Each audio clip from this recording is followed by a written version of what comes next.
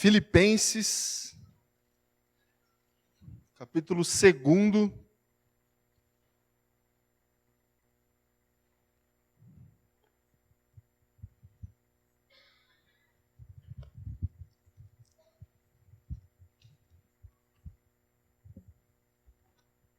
Eu vou ler do primeiro verso ao verso de número 11. Todos encontraram aí? Diz assim o texto. Se por estarmos em Cristo, nós temos alguma motivação, alguma exortação de amor, alguma comunhão no Espírito, alguma profunda afeição e compaixão, completem a minha alegria, tendo o mesmo modo de pensar, o mesmo amor, um só Espírito e uma só atitude. Nada façam por ambição egoísta ou por vaidade, mas humildemente considerem os outros superiores a si mesmos. Cada um cuide não somente dos seus interesses, mas também dos interesses dos outros. Seja a atitude de vocês a mesma de Cristo Jesus, que, embora sendo Deus, não considerou que o ser igual a Deus era algo a que devia apegar-se, mas esvaziou-se a si mesmo, vindo a ser servo, tornando-se semelhante aos homens, e sendo encontrado em forma humana, humilhou-se a si mesmo e foi obediente até a morte, e morte de cruz. Por isso Deus o exaltou à mais alta posição e lhe deu o nome que está acima de todo nome, para que ao nome de Jesus se dobre todo joelho nos céus, na terra e debaixo da terra, e toda língua confesse que Jesus Cristo é o Senhor, para a glória de Deus Pai. Até aqui. Feche teus olhos, irmãos e irmãs. Mais uma vez eu vou orar com você. Senhor Deus Pai, estamos diante da Tua palavra e diante da Tua mesa. Abrimos, Pai, o nosso coração agora para que o Teu Espírito Santo fale. Só, Deus, o Teu Espírito Santo fale, Deus, aos nossos corações agora. Em nome de Jesus, Deus, que a gente receba a ministração da Tua vontade, a revelação da Tua presença, que a gente saia daqui cheio de vida, cheio de esperança, cheio de alegria para viver, força, Deus, para viver. Seja assim e que isso aconteça debaixo da Tua autoridade, da autoridade do Teu Espírito Santo, em nome de Jesus. Amém. Irmãos, a gente está diante da mesa do Senhor e eu não sei se os irmãos sabem, na tradição cristã reformada, o símbolo mais importante do culto é a mesa. É essa mesa aqui. A pastorada tenta mudar isso. Tenta colocar esse lugar aqui, o púlpito, como o centro do culto reformado, do culto cristão. Mas não é bem essa história que a Igreja de Jesus vivenciou durante os anos. A mesa é importante. A mesa é mais importante. Por isso que você vai visitar algumas igrejas por aí, você vê a mesa sendo colocada num lugar em destaque, o púlpito lá do lado, lá, e o pastor prega lá do lado. Por que eu estou dizendo isso? Porque a reflexão nossa essa manhã vai ser para a gente chegar ao redor dessa mesa. Ao redor dessa mesa. E eu vou procurar fazer isso em poucos minutos para que a gente participe da mesa com o coração aberto para receber aquilo que de fato essa mesa representa, que é o amor de Deus, o serviço de Jesus Cristo, aquilo que Ele fez por mim e aquilo que Ele fez por você. Agora, para a gente tentar entender um pouco esse texto que a gente leu, e para eu introduzir aquilo que eu vou querer dizer para você e para o seu coração essa manhã, eu quero te fazer uma pergunta. Você conhece, já ouviu falar do mito do Narciso? Mito do Narciso. Conhece esse mito ou não?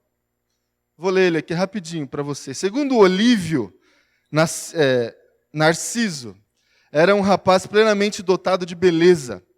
Seus pais eram o deus do rio Céfiso e da ninfa Leríope. Dias antes do seu nascimento, seus pais resolveram consultar o oráculo Tiresias para saber qual seria o destino do menino. E a revelação do oráculo foi que ele teria uma longa vida, desde que nunca visse seu próprio rosto. Narciso cresceu e se transformou num jovem bonito, que despertava amor tanto de homens e de mulheres, mas era muito orgulhoso e ninguém conseguia quebrar a sua arrogância. Até as ninfas se apaixonaram por ele, incluindo uma chamada Eco, que o amava incondicionalmente, mas o rapaz a menosprezava. As moças desprezadas, mulher desprezada, irmão e irmã, é um perigo. É um perigo. Guarde isso aí no seu coração. As mulheres desprezadas pediram aos deuses para vingá-las, para dar uma lição ao rapaz frívolo. A deusa Nêmesis, e condenou a apaixonar-se pelo seu próprio reflexo na lagoa de Eco. Encantado pela sua própria beleza, Narciso deitou-se num banco do rio e definhou, olhando-se na água e se embelezando. Depois da sua morte, Afrodite a transformou numa flor Narciso. A história é essa, é esse mito de um suposto homem que era arrogante, orgulhoso, belo e gostava tanto de si mesmo que ele sentou na beira de um rio para ver o reflexo do seu rosto e morreu ali, se admirando a sua própria beleza, admirando o seu próprio eu. Esse mito dá base para o adjetivo que nós utilizamos para chamar alguém ou nós mesmos de egoístas, né? A gente chama essa pessoa de narcisista. Irmãos, esse mito de Narciso, ele expressa uma realidade que a gente consegue encontrar dentro de nós. A arrogância do nosso coração, o egoísmo que existe dentro nas nossas entranhas, a tendência natural nossa, do nosso comportamento, daquilo que a gente pensa, de como a gente se relaciona, como que a gente se relaciona com as pessoas, é a gente olhar para o reflexo do nosso rosto, para o nosso eu, para as nossas próprias vontades. Essa é uma realidade que a gente encontra facilmente nas ações, nos pensamentos e nas relações das pessoas. E se a gente for honesto e honesta com o nosso coração, a gente vai encontrar isso dentro de nós. Esse egoísmo, esse orgulho e essa arrogância. A gente dificilmente abre mão. Dificilmente a gente abre mão daquilo que a gente pensa. A gente dificilmente abre mão daquilo que a gente fala. E a gente dificilmente abre mão daquilo que a gente faz. Quase sempre nós achamos que aquilo que pensamos, aquilo que falamos e aquilo que fazemos é o absoluto, é o certo. E é o que deve ser feito, pensado e falado. E a gente, dessa forma, indo por esse caminho do orgulho, do egoísmo, de olhar para o seu próprio reflexo, a gente detona e destrói os nossos relacionamentos. E por isso que a gente olha para a nossa geração e para os dias que a gente vive, e a gente tem muita dificuldade de encontrar relacionamentos saudáveis sendo estabelecidos por aí. Onde as pessoas abrem mão. A gente olha as estatísticas dos matrimônios que começam, e a gente vai perceber que na mesma quantidade que eles começam, eles terminam. Porque a gente não tem a disposição para abrir mão. A gente não tem a disposição para abrir mão. E a gente só consegue estabelecer relacionamentos com as pessoas se a gente, de alguma forma, se esvaziar. Se a gente, de alguma forma, abre mão daquilo que a gente pensa, fala e faz. Esse cenário de egoísmo, ele é presente, irmão e irmã, nas nossas vidas e certamente na sua vida. Certamente na sua vida. E certamente você tem alguma experiência de ter algum relacionamento desfeito ou enfraquecido por uma questão de arrogância, de orgulho, de egoísmo. Certamente você tem algum tipo de experiência que tem a ver com aquilo que eu estou falando aqui para vocês. E a gente olha para as Escrituras, a gente olha para o texto bíblico e a gente se lembra daquilo que a gente se propôs a fazer lá no início do ano, olhar para Jesus, conhecer Jesus. E a gente vai perceber que a gente precisa mudar. A gente precisa, de alguma forma, encarar essa realidade de frente e parar de ficar inventando desculpas para o nosso orgulho, para o estabelecimento da nossa vontade a qualquer custo. A gente precisa mudar. A gente precisa olhar para o espelho, para o reflexo do nosso rosto, não para admirar o nosso rosto, mas para encarar a realidade, para encarar aquilo que acontece de fato. É dessa forma que a gente precisa encarar a vida. É dessa forma que a gente precisa encarar os problemas da vida, e certamente os problemas da vida têm muito a ver com os problemas do nosso coração. E com tudo isso que eu estou falando aqui para vocês. Jesus ensinou um jeito de viver. Tem vários jeitos de viver. Jesus ensinou um jeito de viver, uma forma para viver. E essa forma que Jesus nos ensinou, que Jesus revelou para nós, não tem nada a ver com o estabelecimento daquilo que a gente pensa, daquilo que a gente faz e daquilo que a gente fala a qualquer custo. Por mais que sejamos politicamente corretos, por mais que tenhamos uma moral equilibrada e uma moral boa, nem sempre uma boa ação ela deve ser executada a qualquer custo. Porque uma boa ação pode ser motivada por uma arrogância e um orgulho no coração. Então, são coisas ruins de serem ouvidas que eu estou despejando para vocês essa manhã com um único objetivo de reflexão.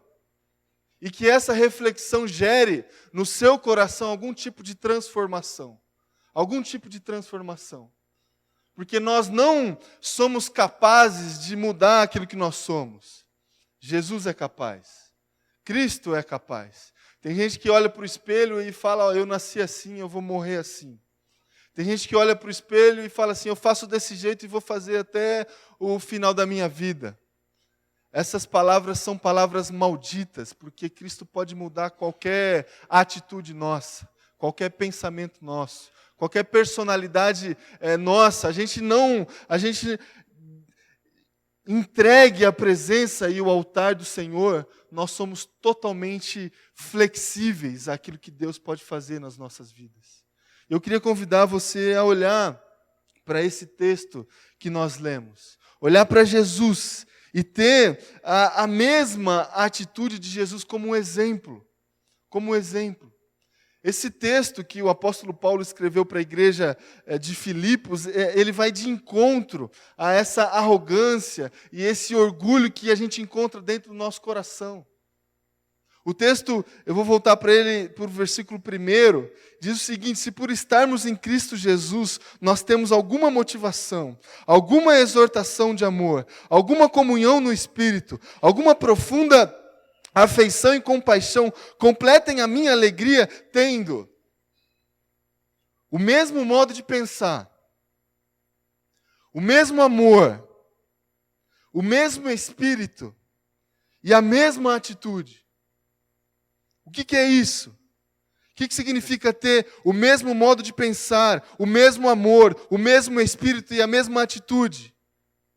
Significa que a gente não deve fazer nada por ambição egoísta ou por vaidade, mas humildemente considerar os outros superiores a nós mesmos. Cada um cuide não somente dos seus interesses, mas também dos interesses dos outros. O foco vai diretamente no problema, no nosso coração.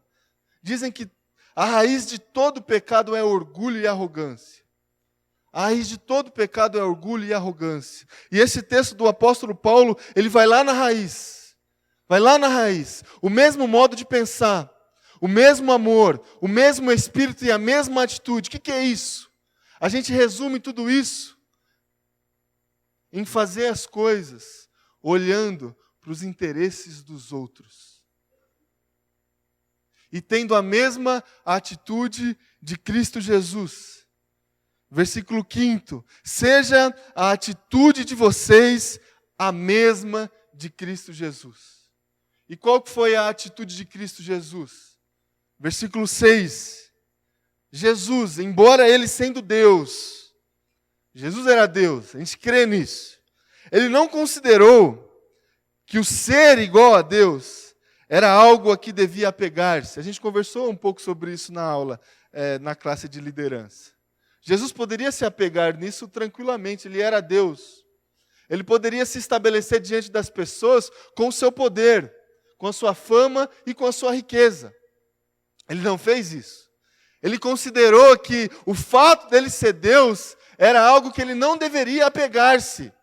Essa foi a atitude de Jesus que a gente deve olhar e ter como referência. E o texto continua. Versículo 7.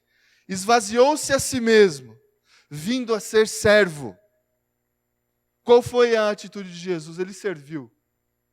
Ele serviu, ele era Deus, o Criador dos céus e da terra, e serviu os homens. Serviu os homens, ele não precisava disso. Não precisava fazer isso. Ele podia mandar alguém fazer isso, mas ele fez. Ele serviu. Versículo 8. E sendo encontrado em forma humana, humilhou-se a si mesmo e foi obediente até a morte. Cristo obedeceu.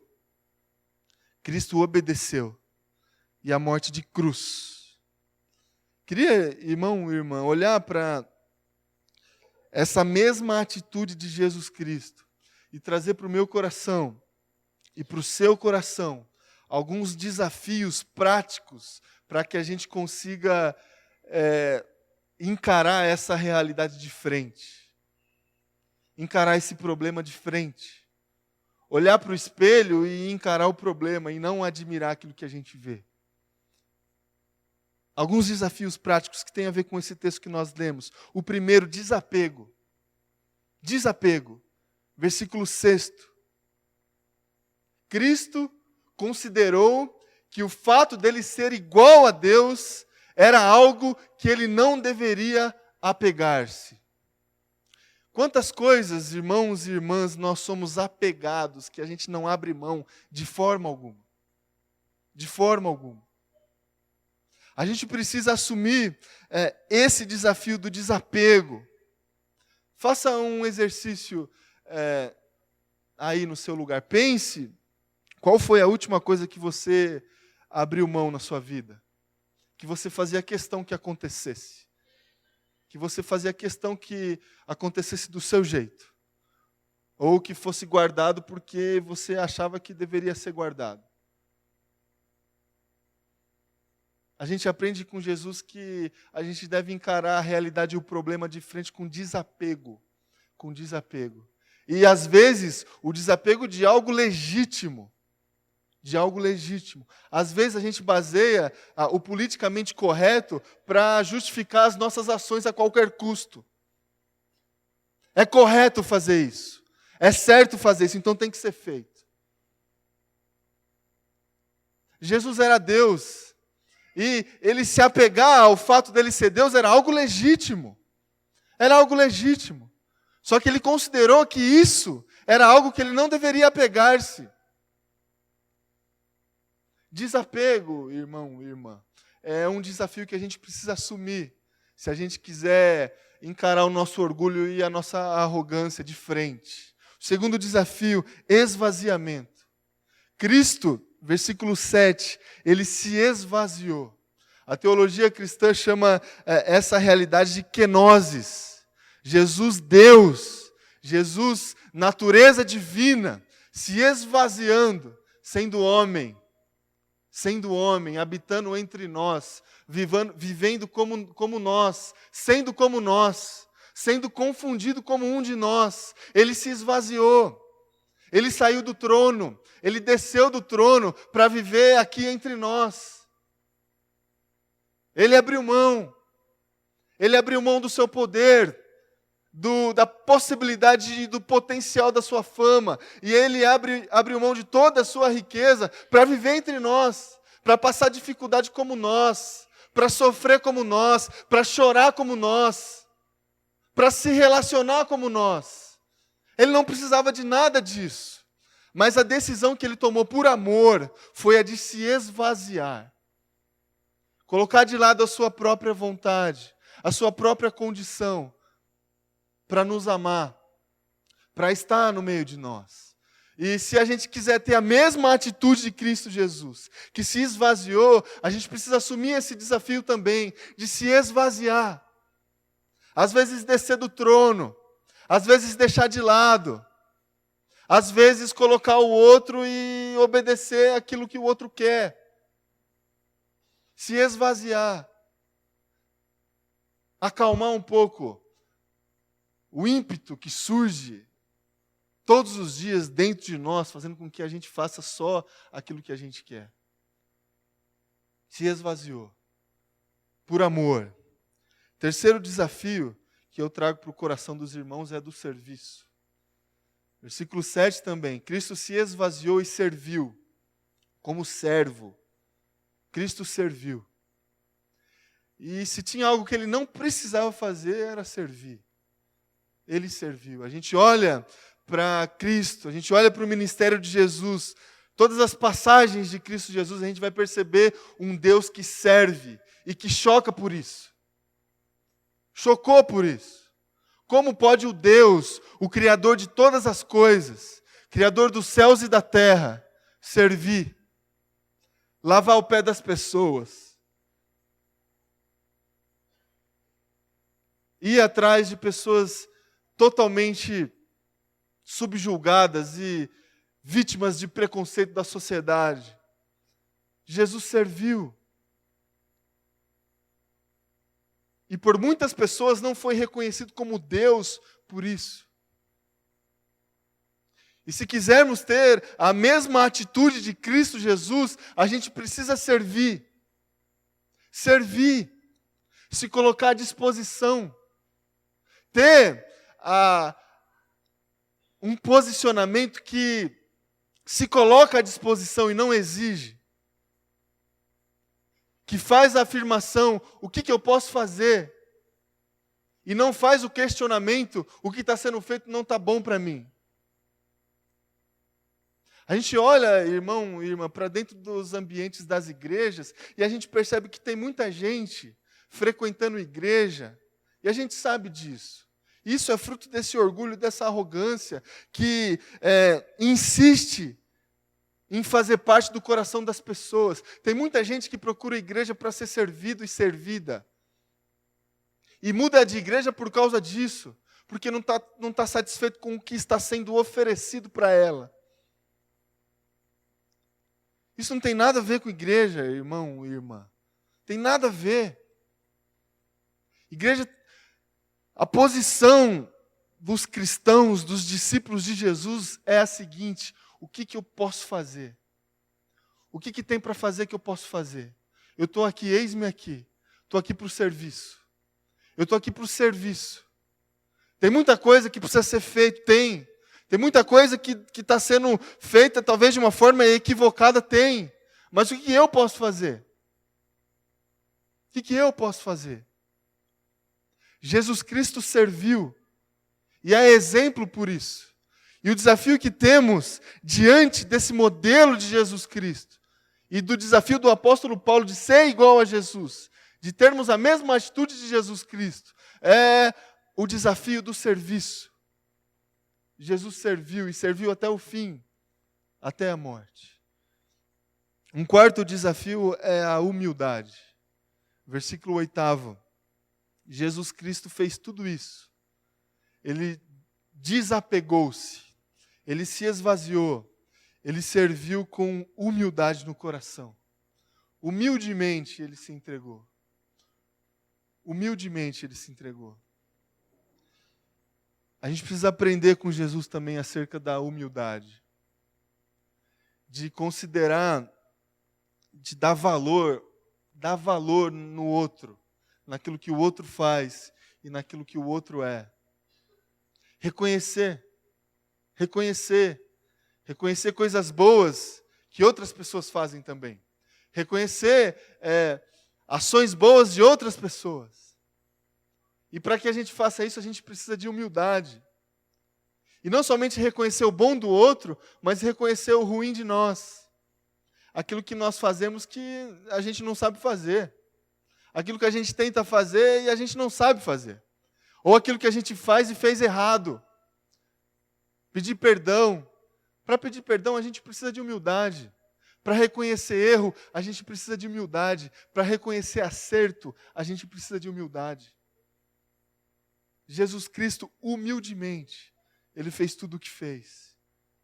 Em último lugar, o último desafio que eu tenho e que você tem e que Cristo nos ensinou é o desafio da obediência. Cristo obedeceu. Obedeceu. Obedeceu o Pai. Obedeceu o Pai.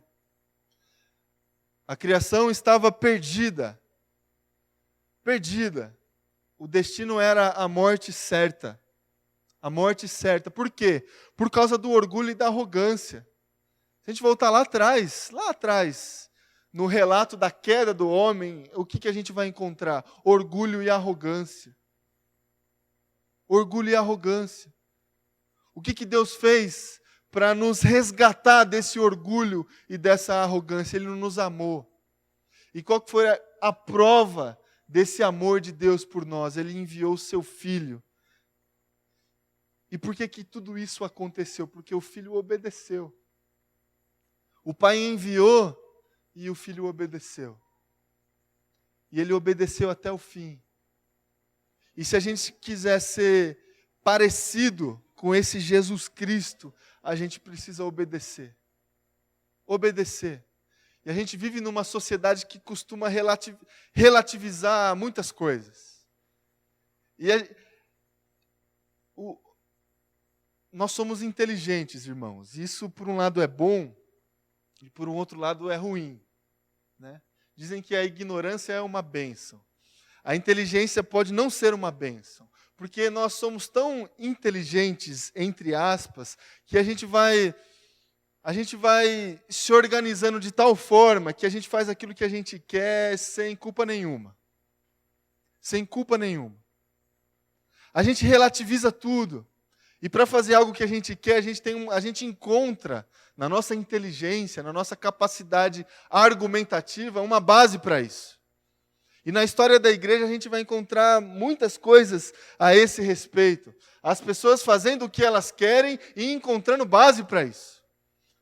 Só que o motivo lá dentro do coração, se a gente for lá dentro, a gente vai perceber que o motivo é arrogância, orgulho e a satisfação dos seus próprios interesses e das suas próprias vontades.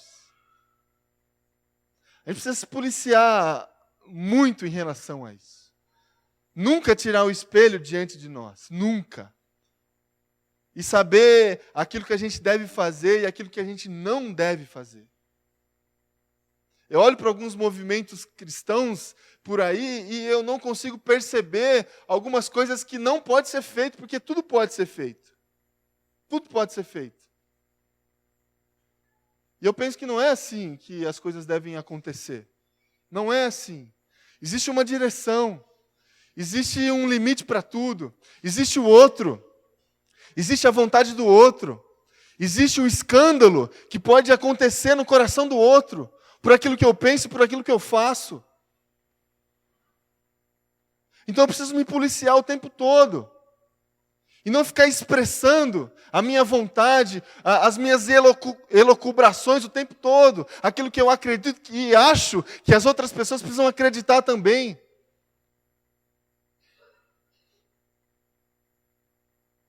Muitas coisas, irmãos e irmãs, a gente faz achando ser politicamente correto, mas com orgulho e arrogância no coração. E a gente precisa se policiar e saber que a gente precisa obedecer. Tem coisa que não. Tem coisa que não pode fazer. Tem coisas que não pode falar. Tem coisas que talvez a gente não pode pensar. Tem coisa que não pode. E a gente vai saber isso lendo a palavra. e obedecendo esse Jesus Cristo, obedecendo esse nosso Pai, porque Ele fez tudo isso por amor. Fez tudo isso por amor. E Ele fez tudo isso até o fim. Até o fim. Jesus Cristo, Ele desapegou do fato dele ser Deus.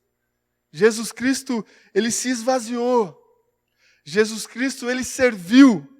Jesus Cristo, Ele se humilhou. Jesus Cristo, Ele obedeceu. E Ele fez tudo isso, irmão e irmã, na cruz do Calvário. Na cruz do Calvário. E a gente não consegue se desapegar, se esvaziar, se humilhar, obedecer e servir quando a gente vai escolher um lugar para almoçar. Quando a gente vai escolher a cor que a gente vai pintar uma parede. E Cristo fez tudo isso na cruz do Calvário. Na cruz do Calvário. Que Ele tenha misericórdia de nós, irmão e irmã. E que a gente se entregue a esse Jesus. Porque Ele é o nosso modelo. Ele é o nosso modelo. E Ele é o nosso modelo não porque Ele é todo poderoso. Muito pelo contrário. Ele é nosso modelo porque Ele mostrou que a gente pode fazer. Ele se esvaziou. Ele se tornou como um de nós. E mostrou que a gente consegue. Que a gente consegue lutar contra o nosso orgulho e contra a tentação da nossa arrogância. Que a gente assuma esses desafios. E que essa mesa aqui, que a gente vai participar agora, seja central, não somente no nosso culto, mas na nossa vida. Que a gente encontra todos esses desafios nessa mesa. Todos esses desafios nessa mesa.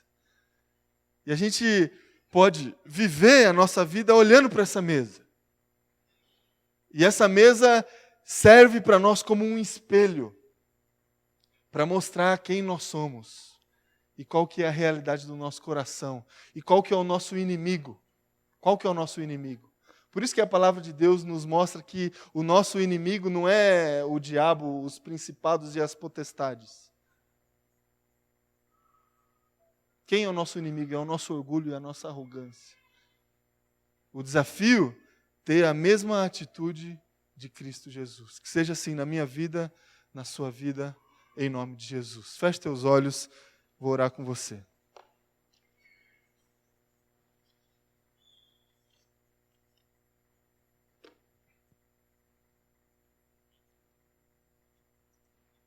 Senhor Deus, Pai, que o Senhor tenha misericórdia de nós, Deus.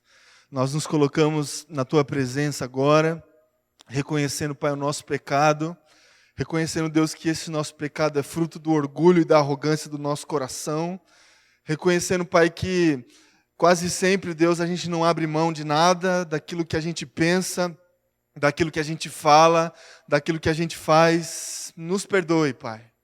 Nos perdoe. Perdoa o nosso coração egoísta. Perdoa porque quase nunca nós estamos preocupados com os interesses dos outros. Quase sempre a gente se preocupa com os nossos interesses. E a gente lê a Tua palavra, Deus, e ela serve para nós como um espelho. E mostra para nós, Deus, que a gente está fazendo errado. O jeito que escolhemos para viver não é o jeito do Senhor. Essa atitude não foi a atitude do Senhor, Pai. A atitude do Senhor foi completamente contrária a essa. O Senhor se humilhou, o Senhor desapegou-se, o Senhor com humildade no coração serviu e obedeceu. Deus, que essa mesa, aquilo que o Senhor fez por nós, por amor, Deus entre no nosso coração para nos libertar. Para libertar o nosso coração do nosso orgulho, da nossa arrogância. Que o Senhor nos transforme, Pai. Que o Senhor nos transforme, Deus. Transforma, Pai, as nossas vidas. Transforma as nossas vidas, Pai. Quebra, Pai, o nosso coração. Quebra o nosso coração, Deus. Quebra o orgulho do nosso coração. Nós precisamos disso, Pai. Nós precisamos de transformação do Senhor. Nós precisamos ser moldados pelo Teu Santo Espírito, Pai. Faça isso, Deus, em nome de Jesus. Nós não conseguimos fazer isso, Pai. Não é por força que isso acontece. Não é por violência que isso acontece. Mas é pela ação sobrenatural do Teu Espírito Santo. Que o Teu Espírito Santo faça a obra. Que o Teu Espírito Santo, Deus, nos transforme em nome de Jesus, Pai. Amém.